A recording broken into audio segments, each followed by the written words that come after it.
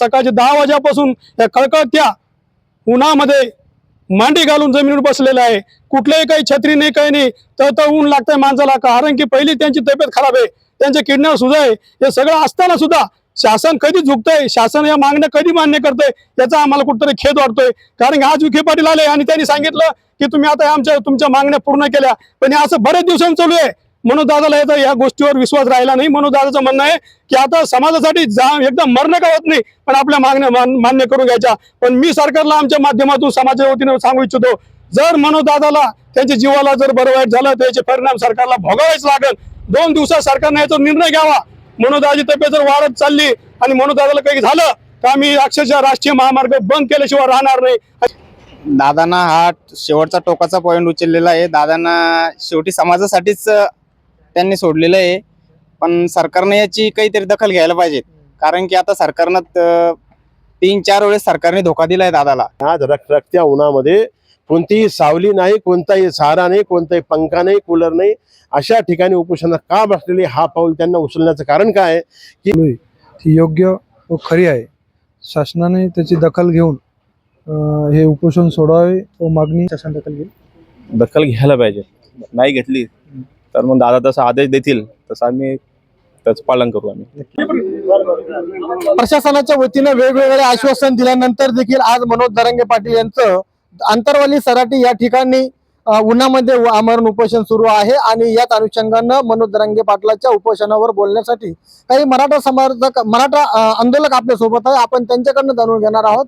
या ठिकाणी हे जे आंदोलक आहेत हे या आंदोलनावरती बोलणार आहेत। मला सांगा, मनोज जरांगे पाटील आज भर उन्हामध्ये कुठली व्यवस्था न करता उपोषण करतायत, काय तुमची पहिली प्रतिक्रिया? समाजासाठी मनोज दादाचं तर खऱ्या अर्थाने आम्ही सगळ्यांना अभिनंदन केले पाहिजे। कारण की त्या माणसानं जीवाचा पर्वा न करता कोणी 5 मिनिटं जर आता रोडवर थांबायचं ठरलं तर या उन्हामुळे थांबत नाही, पण तरी सुद्धा मनोज दादा सकाळचे 10 वाजल्यापासून या कळकळत्या उन्हामध्ये मांडी घालून जमिनीवर बसलेला आहे। कुठलेही काही छत्री नाही, काही नाही, तर ऊन लागतंय माणसाला, कारण की पहिली त्यांची तब्येत खराब आहे, त्यांच्या किडनीवर सुद्धा आहे। हे सगळं असताना सुद्धा शासन कधी झुकतंय, शासन या मागण्या कधी मान्य करतंय, याचा आम्हाला कुठेतरी खेद वाटतोय। कारण आज विखे पाटील आले आणि त्यांनी सांगितलं की तुम्ही आता तुमच्या मागण्या पूर्ण केल्या, पण हे असं बरेच दिवसांनी चालू आहे। मनोज दादाला या गोष्टीवर विश्वास राहिला नाही। मनोज दादाचं म्हणणं आहे की आता समाजासाठी एकदम मरणं का होत नाही, पण आपल्या मागण्या मान्य करून घ्यायच्या। पण मी सरकारला आमच्या माध्यमातून समाजाच्या वतीने सांगू इच्छितो, जर मनोज दादाला त्यांच्या जीवाला जर बरं वाईट झालं तर याचे परिणाम सरकारला भोगावेच लागेल। 2 दिवसात सरकारने याचा निर्णय घ्यावा। मनोज दादाची तब्येत जर वाढत चालली आणि मनोज दादाला काही झालं तर आम्ही अक्षरशः राष्ट्रीय महामार्ग बंद केल्याशिवाय राहणार नाही। आणि रस्त्यावरची लढाई जर करायचं काम पडलं तर मनोज दादासाठी आम्ही केल्याशिवाय राहणार नाही। बरं, आज शिष्टमंडळ आले होते भेटायला, त्यांनी सांगितलं की काही मराठा आंदोलक जे मयत झाले त्यांच्या नातेवाईकांना देखील अर्थसहाय्य लवकर करणार असल्याचं सांगितलेलं आहे। आणखी काही मागण्या ज्या आहेत त्या मागण्या संदर्भात सकारात्मकता दाखवलेली आहे। विशेष म्हणजे मुख्यमंत्र्यांनी देखील सांगितलं की योग्य ते मराठा समाजाला जो होईल फायदा यासाठी प्रशासन देखील याच्यामध्ये हे असल्यास सांगितलंय की पाठीमागे असल्यास सांगितलेलं आहे। यावरती काय सांगतो साहेब? आम्ही आमच्या भागातून बरेच जणांच्या नोंदी सापडल्या। आम्ही ज्यावेळेस मराठा सर्टिफिकेट ज्यावेळेस आम्हाला कुंभीचं मिळण्यासाठी आम्ही तहसीलदाराकडे गेलो आणि त्याची चौकशी केली, त्यांनी सांगितलं आम्हाला वरून कुठलंही पत्र नाही। हे सगळे फेकी गोष्टी झाल्या, कोणाचंही सर्टिफिकेट अजून व्हेरीफाय झालेलं नाही। हे फक्त खोटं बोलायचं आणि रेटून बोलायचं, कसं तरी दिवसा काढायचे, असं या सरकारचं चालू आहे, बाकी काही नाही याच्यात। आणि ही सगळ्या गोष्टी मनोज दादाला आम्ही जाऊन सांगितलेलं आहे। मनोज दादा आता कुठल्याही परिस्थितीत ऐकत नाही, कारण त्यांना माहिती आहे हे फक्त हा सांगतात, बादमध्ये हे काम करत नाही। आता नेमकं काय भूमिका आहे मनोज जरांगे पाटलाची आणि समर्थकांचं देखील काय म्हणणं आहे? मनोज दादाचं काल संध्याकाळी आमची माहिती मिळाली, मनोज दादा आम्ही चर्चा केली, दादाने सांगितलं आता समाजासाठी मला एकदा जाऊ द्या, कारण की काय माझं लेकरं बाळा म्हणजे मराठा समाजाचे लेकरं बाळा अक्षरशः शिकून नोकरी लागत नाही, यासाठी आता मला एकदा जाऊ द्या। यासाठी मनोज दादा आता आक्रमक झाले। मनोज दादा आता तडजोड म्हणजे मनोज दादा थांबणार नाही। आता मनोज दादा कुठल्याही परिस्थितीत समाजासाठी न्याय मिळालाच पाहिजे, सरकारला न्याय मिळून द्यावाच लागेल। आणि आमचं समर्थकाचं म्हणणं आहे मनोज दादाच्या जीवाला जर बरं वाईट झालं तर या सरकारला राज्यामध्ये कळो सोडो, असं आम्ही केल्याशिवाय राहणार नाही। तुम्ही मनोज जरांगे पाटील सध्या उन्हामध्ये बसलेला आहे, या संदर्भात तुमच्या डोळ्यामध्ये थोडं अश्रू अनावर झाल्यासारखं वाटतंय, काय भूमिका आहे बरं तुमची? आम्हाला त्या माणसाची असं आत्मापासून वाटतं की ज्या माणसाला आम्ही छत्रपती शिवाजी महाराज ज्या प्रकारे मानत होतो आणि त्या प्रकारे आम्ही मनोज दादाला मानतोय. कारण की हा माणूस कुठं तडजोड झाला नाही.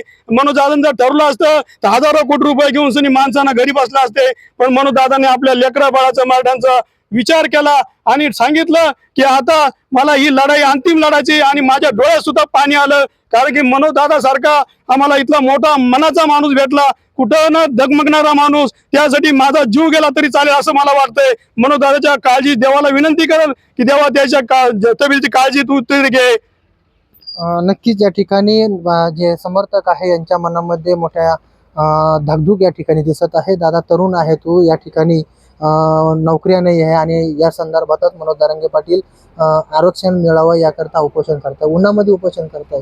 किती उन्हाचा पारा आहे? 40 ते 45 डिग्री सेल्सिअस मध्ये. काय वाटतं? दादांना हा शेवटचा टोकाचा पॉईंट उचललेला आहे. दादांना शेवटी समाजासाठीच त्यांनी सोडलेलं आहे. पण सरकारने याची काहीतरी दखल घ्यायला पाहिजे. कारण की आता सरकारनं 3-4 वेळेस सरकारने धोका दिलाय दादाला.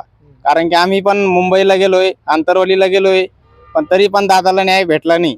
पण सरकारनं आता तरी त्यांना मागण्या पूर्ण करून द्यायला पाहिजे.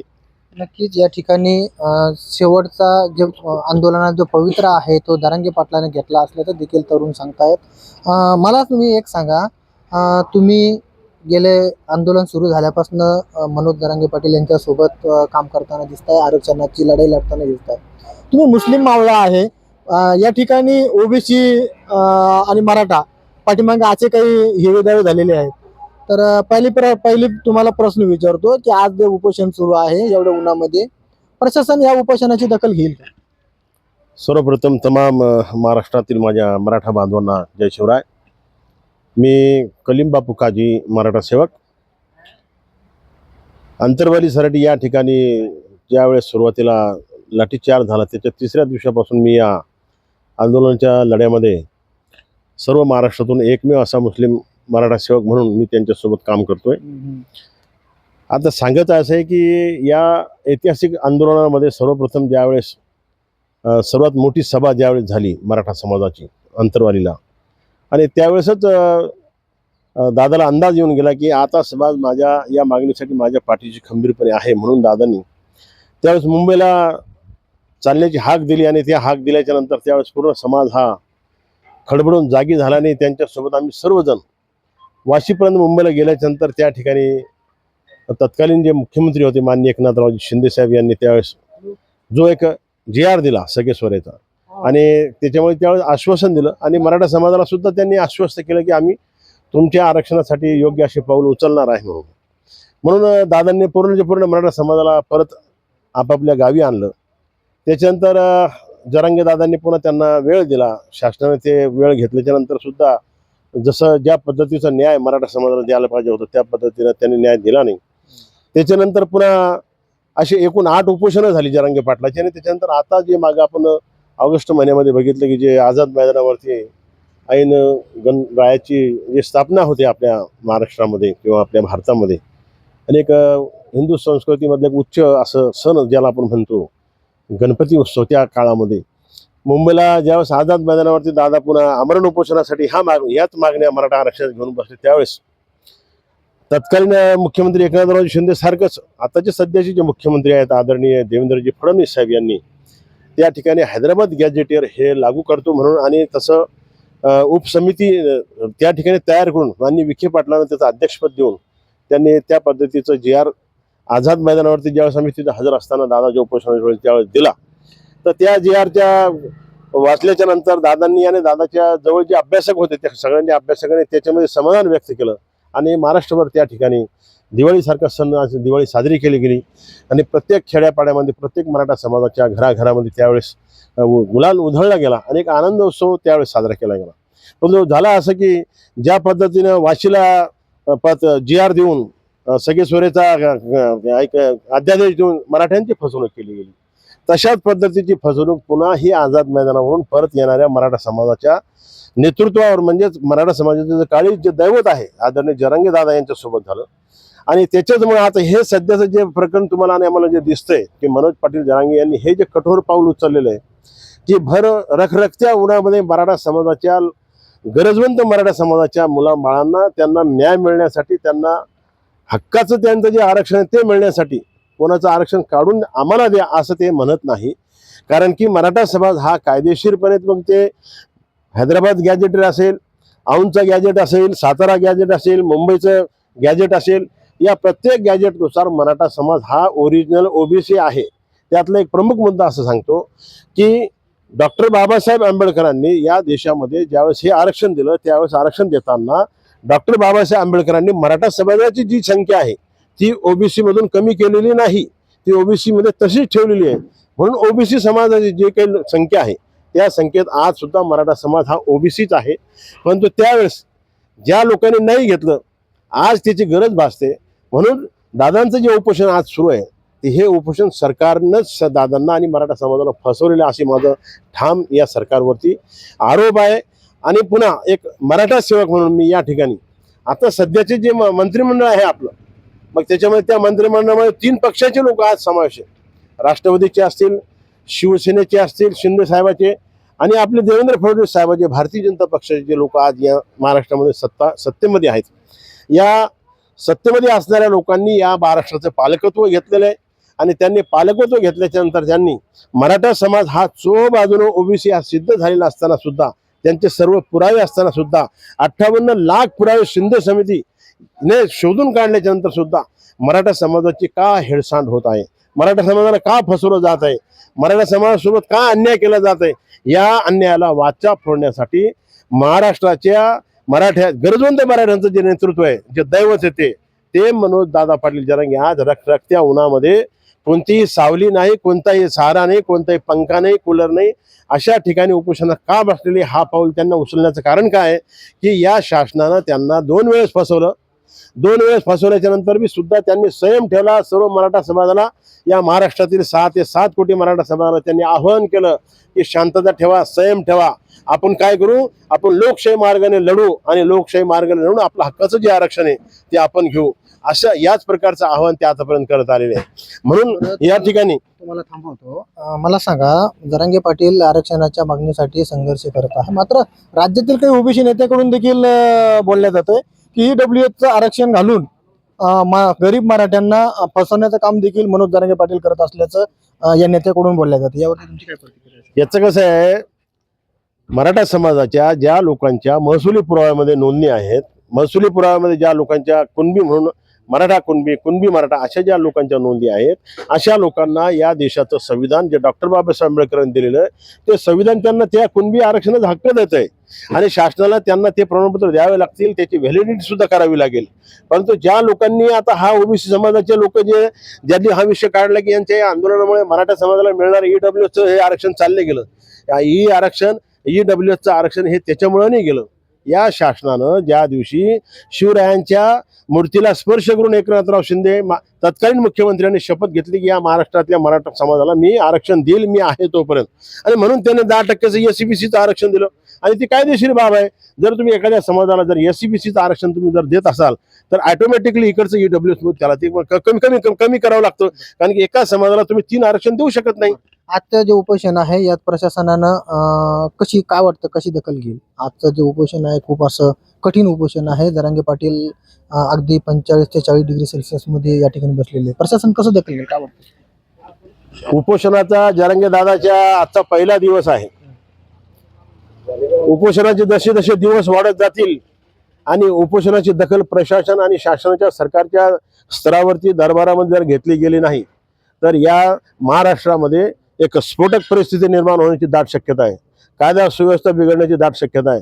म्हणून माझी आता सध्या उपसमितीचे अध्यक्ष विखे पाटील असतील, मुख्यमंत्री महोदय देवेंद्र फडणवीस साहेब असतील आणि दोन्ही पक्ष राष्ट्रवादी आणि शिवसेनेचे जे नेते आहेत त्यांना सुद्धा माझी अशी विनंती आहे की तातडीनं त्यांनी याच्यावरती काहीतरी तोडगा आणि मार्ग काढावा, जेणेकरून आदरणीय मनोजदादा जरांगे पाटलाचं उपोषण हे मागे घेतले जाईल. जर हेच प्रशासनानं आणि शासनानं जर याच्यावर तोडगा काढला नाही तर याचे गंभीर परिणाम या महाराष्ट्रामध्ये काही दिवसामध्ये 2 ते 4 दिवसामध्ये तुम्हाला पाहायला मिळतील. आणि हे जे काही दुष्परिणाम होतील याला सर्वस्वी प्रशासनही शासन जबाबदार राहील. याला मराठा समाज आणि बाकीची जनता राहणार नाही, अशी या ठिकाणी मी तुम्हाला ग्वाही देतो. प्रशासनानं तात्काळ दखल घ्यावी आणि जरांगे पाटीलांचे उपोषण आहे या उपोषणावरती योग्य ते निर्णय घ्यावा असं या मुस्लिम मराठा सेवकांचं म्हणणं आहे. दादा मला सांगा, आज जे उपोषण सुरू आहे अगदी कठीण काळामध्ये आणि एवढ्या उन्हामध्ये तो बाहेर निघणं मुश्किल झालेलं आहे. या काळामध्ये मनोज जरांगे पाटील उपोषण करतात, काय तुमची प्रतिक्रिया? दादा हे समाजासाठी जी मागणी करताय, दादाची जी मागणी चालू आहे ती योग्य व खरी आहे. शासनाने त्याची दखल घेऊन हे उपोषण सोडावे व मागणी पूर्ण करावी. प्रशासनाने याकडे गांभीर्याने लक्ष देऊन हे उपोषणाची दखल घ्यावी असं म्हणलं जातंय. काय सांगसाल? मनोज जरांगे पाटील यांचं उपोषण सुरू आहे, यावरती तुमची काय प्रतिक्रिया आहे? काय वाटतं तुम्हाला? कसं एवढ्या उन्हा तानामध्ये मनोज दादा पाटील उभे म्हणजे बसलेले आहे. आपण साधं एक पाऊल चालवू शकत नाही. ते सकाळपासून उपोषण बसलेलं आहे. माझी सरकारला एकच विनंती आहे की बोल थापेल न बळी पडता दादाने जेवढे मागणी केलेली आहे तेवढ्या लवकरात लवकर पूर्ण करून कच्चा ड्राफ्ट न करता त्याचा GR काढून दादाचं उपोषण सोडवण्यात यावं लवकर. बरं, सकाळी विखे पाटलांनी देखील भेट दिलेली आहे. त्यांनी सांगितलं तुम्ही सावलीत बसून उपोषण करावं. प्रशासनावरती दबाव तंत्राचा वापर होतोय असं वाटत नाही का तुम्हाला या उन्हामध्ये बसल्याने? नाही असं नाही, पण मग मागण्या सरकारला जर मागण्या पूर्ण करायच्या म्हटल्यानंतर स्वतःला काहीतरी करावून घ्यावं लागेल ना उपोषण करण्यासाठी. काय वाटतं, प्रशासन दखल घेईल? दखल घ्यायला पाहिजे. नाही घेतली तर मग दादा तसा आदेश देतील तसं आम्ही त्याचं पालन करू आम्ही. नक्कीच.